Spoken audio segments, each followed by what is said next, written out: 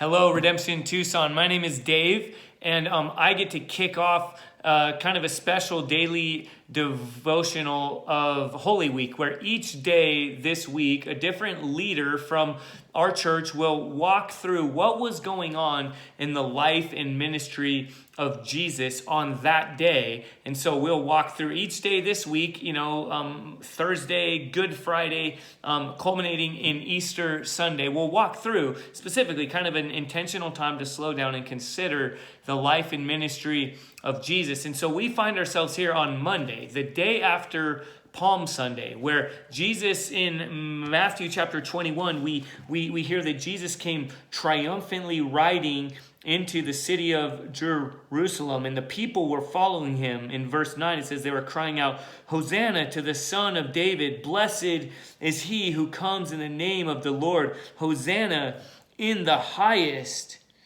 And then in verse 12, it kicks off what was going on in Jesus' life on Monday.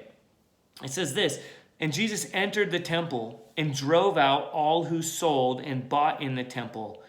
And he overturned the tables of the money changers and the seats of those who sold pigeons." And then Jesus said in verse 13, "It is written, my house shall be called a house of prayer, but you have made it a den of robbers." So one thing that's going on here is Jesus is looking out for the marginalized, the most vulnerable, for the poor. The fact that he turned over the seats of those who sold pigeons, well, who bought pigeons? That would be the very poorest of people. When they came and offered sacrifices of different things, that you would give a pigeon meant you didn't have enough for a lamb or for some other animal, even a dove, but you would give something like this. It meant you were really, really poor. And we see that Jesus's gospel, the good news, includes, is centered on what he would do on Good Friday, his substitution for individual sin, you and me, and raising victoriously from the dead so that we can go from being enemies of God to children of God.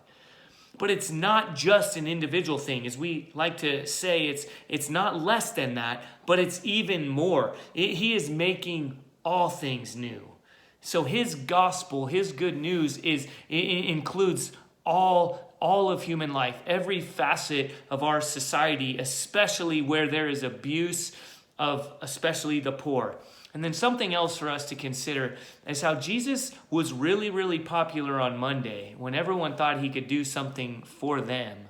But as he began to turn the heat up of what it meant to be a citizen of the kingdom of heaven, his popularity waned. And so I encourage us throughout this week as we walk through a different devotional to consider where might our hearts need to be soft to the exhortation of God revealing where we have hardened our hearts toward him because what he's saying is less comfortable or less popular. So again, I love you and am excited to walk through this special Holy Week together.